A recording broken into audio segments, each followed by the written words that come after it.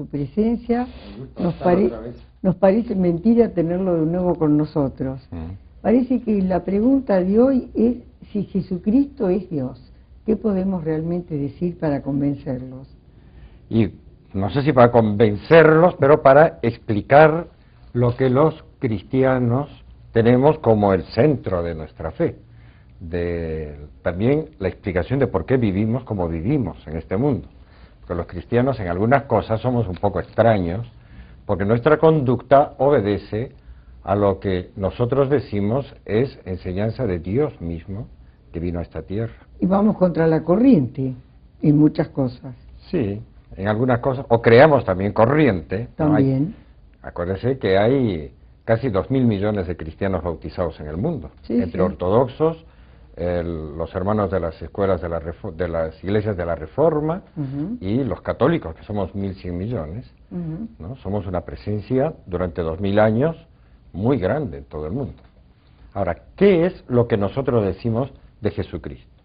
Por un lado, que verdaderamente es un hombre sobre cuya existencia histórica actualmente ya no hay discusiones, ¿verdad? Tenemos datos históricos precisos que, por ejemplo, acá tengo el Catecismo de la Iglesia Católica, que es un volumen muy interesante para tener en casa como consulta de lo que es, sobre lo que es toda la fe católica entera, bien presentada. Bueno, pues en un punto del Catecismo se dice así: nosotros, los cristianos, creemos y confesamos que Jesús de Nazaret, y se indica un pueblo concreto en Israel que actualmente existe, nacido judío, es decir, de una cultura que existe, de una hija de Israel, o sea, nacido de mujer, como nacemos todos, en Belén, o sea que Jesús de Nazaret se lo conoce por su lugar de vida habitual, pero su lugar de nacimiento, Belén, que también existe, donde tanta gente tiene la alegría de poder viajar, aunque a veces es un poco peligroso ir a Tierra Santa, ¿no? En tiempo del rey Herodes el Grande, que es un personaje sobre el que hay mucha documentación, y del emperador César Augusto, sobre el que hay todavía mucha más documentación precisa sobre su vida. De oficio carpintero, muerto crucificado en Jerusalén, alrededor del año 33-34 de la que llamamos la era cristiana, bajo el procurador Poncio Pilato, del que también tenemos información de los documentos del Imperio Romano, y que atestiguan quién era él, durante el reinado del emperador Tiberio, que lo había nombrado a Poncio Pilato como procurador, es decir, como la autoridad máxima en la zona esa de Palestina, que es la que correspondía a los territorios de Jerusalén y alrededores. Creemos que este Jesús de Nazaret es el Hijo eterno de Dios hecho hombre. O sea que por un lado podemos afirmar con una gran cantidad de datos históricos, de nombres y de lugares, que Jesús fue una persona real, un hombre verdadero que existió en Israel. Nacido judío, hijo de una hija de Israel. Esa es la gloria más grande de Israel. Por lo menos es lo que los cristianos pensamos, ¿no? Es el honor, la gloria, las promesas, todas que fueron hechas a Israel, fue por estos dos. Y por eso el Papa dijo que eran nuestros hermanos mayores. Y claro que lo son. Pero digo, por eso fue que el Papa claro, lo dijo. Y de ellos hemos recibido las profecías, los primeros libros de la Biblia, que se llaman la Biblia hebrea, donde están las profecías sobre Cristo. La primera profecía, que siempre hay que recordar con especial, digamos, emoción, es la de Isaías, que está en el capítulo 7-14, que actualmente se conserva en un documento escrito varios siglos antes de Cristo, que se encontró en unas cuevas cerca del Mar Muerto, en las cuevas del Qumran, y que está desplegada, tiene como 7 metros de largo. En Israel es el documento, digamos, más venerable, literario que tiene Israel en este momento. Y ahí existe ese pasaje, que está escrito en hebreo, por supuesto, en el que, con numeración que se puso después, se lee en lo que equivale al capítulo 7:14, he aquí que una virgen está embarazada, habla en presente como que la está viendo, ¿no? Y da a luz a un hijo y le pone por nombre Emmanuel, que en hebreo significa Dios con nosotros. Esa profecía, el profeta Isaías es del siglo VIII, 8 siglos antes de Cristo vivió. El documento este que se ha conservado y que se ha encontrado en las cuevas del Qumran es de varios siglos antes de Cristo. Está escrito en arameo, en hebreo. La traducción que algunas personas trataron de hacer para como diluir esa profecía fue decir que la palabra hebrea Ha'almah no significa virgen, sino significa mujer joven, que claro es otra cosa, una mujer joven puede ser o puede no ser virgen. Pero he aquí que los judíos que habían empezado a emigrar fuera de Israel y que vivían allá por el siglo II y III antes de Cristo en una comunidad gigantesca, próspera, en Alejandría, sobre el Mediterráneo, en la costa de lo que ahora es Egipto, se habían olvidado el hebreo y necesitaban leer la Sagrada Escritura, que también me traje una Biblia. Y como no entendían el texto hebreo, se hizo una traducción, que es la famosa traducción de los 70, hecha por judíos al griego. Y cuando traducen esta frase de Isaías, usan una palabra griega que no significa mujer joven, escriben parcenos, que significa virgen, una mujer que no ha tenido relaciones sexuales. Con nadie, ¿no? Parcenos, que una virgen está embarazada y da a luz a un hijo. Y además ella le pone el nombre, cuando en Israel el que pone el nombre es el papá, el padre. ¿Por qué no le pone ella el nombre? Claro, era un interrogante para los judíos. Y además el nombre que le pone jamás se había puesto a nadie en Israel. Dios con nosotros. En la Biblia el nombre significa la esencia, lo que es una persona. Todos los nombres tienen un significado en la Biblia y es muy interesante buscar qué significan nuestros nombres, los que son de origen bíblico, tanto de la Biblia hebrea como del Nuevo Testamento. Todos los nombres tienen una gran riqueza simbólica. Pero el hijo de esta mujer es Dios con nosotros. Bueno, nosotros hemos recibido con absoluta fe esa profecía, junto con muchas otras que ahora no las voy a enunciar, porque si no, no nos daría tiempo para decir lo que sí me gustaría decir, ¿no? Que es que Jesucristo, cuando se presentó en este mundo, se presentó diciendo con toda claridad que Él es el Dios eterno, creador del cielo y de la tierra, que tiene poder de perdonar los pecados, de resucitar a los muertos, y que habla en nombre de Dios, con la autoridad de Dios. Y es muy interesante leer algunos pasajes, señalé varios, que los iremos viendo poco a poco, pero sobre todo quisiera detenerme en uno, que es sobre el que me voy a alargar un poco, que es el capítulo 9 de San Mateo, en el que veremos que efectivamente Jesucristo, cuando la gente empieza a pensar que ha blasfemado haciéndose Dios, remarca con especial énfasis que sí es Dios, porque puede perdonar los pecados, cosa que solo Dios puede hacer. Bueno, esto lo veremos en un momento. Bueno, vamos a hacer una pequeña pausita y nos volvemos a encontrar. Y nos veremos. Muy bien.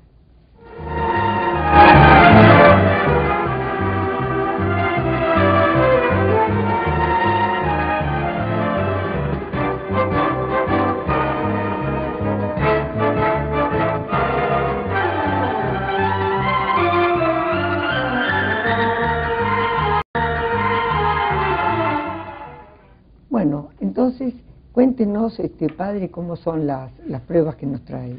Y voy a leer solo unas pocas, porque imagínense, en la Biblia tenemos toda una luz enorme sobre esta verdad central, de que Dios eterno prometió venir a este mundo, visiblemente, en figura de hombre, con cuerpo de hombre. Y sería tan lindo poderlo explicar en muchas clases, A los que tengan deseos, digamos, de leer con más calma algunos pasajes, les aconsejo, por ejemplo, el libro de Daniel, en los capítulos 9 y 10, donde Daniel dice que ve a un hijo de hombre, es decir, a un hombre, que se acerca a un venerable de días, que es Dios Padre. Y a ese hijo de hombre le son entregados todo el poder, toda la gloria, y su reino no tendrá fin. Ese hijo de hombre, que para Israel también era una intriga, porque era alguien distinto, parecía de Dios Padre, pero al mismo tiempo con todas las características de la divinidad, y cuyo reino no tendrá fin, que para los cristianos nos suena mucho, porque es lo que el ángel San Gabriel le dijo a la Virgen cuando vino a este mundo Jesucristo. Pues miren, el pasaje que quería detenerme es en el capítulo 9 de San Mateo. Jesucristo ha estado predicando ya, tiene 30 años de edad, ha estado predicando un tiempo alrededor del lago de Galilea, y donde quien puede ir yo le aconsejo que vaya. Yo nunca fui, solo lo conozco por películas, ¿no? Toda esa zona de Tierra Santa. Subiendo a la barca, pasó a la otra orilla del mar de Galilea, también llamada de Genesaret, y vino a su ciudad, que era en la que estaba habitando, en Cafarnaúm. En esto le trajeron un paralítico postrado en una camilla. Viendo Jesús la fe de los amigos, dijo al paralítico: ánimo, hijo, tus pecados te son perdonados. A propósito se lo dijo, claro, como diciendo, ahora vas a ver. Porque los amigos lo que querían era que lo cure. Un paralítico, sí, estaba pobre, estaría tetrapléjico, ¿no? Como un palo de escoba, y se ve que tampoco tenía mucha fe el hombre, andaría en un desánimo terrible. Los que tenían fe en Cristo, porque ya le habían visto antes hacer milagros, eran los amigos. Viendo la fe de ellos, le dijo: ánimo, hijo, y lo llama hijo. También está esa relación que tal vez en alguna otra circunstancia hablaremos sobre esto, que somos hijos para Dios. Le dijo: tus pecados te son perdonados. Algunos de los escribas que estaban ahí dijeron dentro de sí: este está blasfemando. Claro. ¿No? La blasfemia verdaderamente es uno de los peores pecados que puede haber dentro de la vida religiosa, ¿no? Porque va directamente contra Dios. Contra Dios, o a robarle totalmente la gloria a Dios, sí, o a insultarlo, ¿no? O hacerse pasar por Dios. Y Jesús, conociendo sus pensamientos, les dijo: ¿por qué piensan mal en sus corazones? O sea, los leyó por dentro. Y añadió: ¿qué es más fácil para mí? ¿Decir tus pecados te son perdonados? ¿O decir levántate y anda?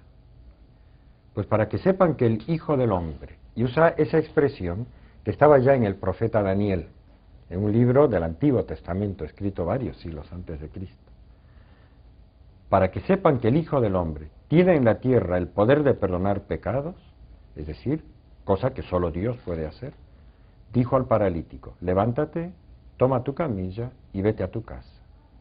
Y él se levantó y se fue a su casa. Al ver esto, la gente temió y glorificó a Dios.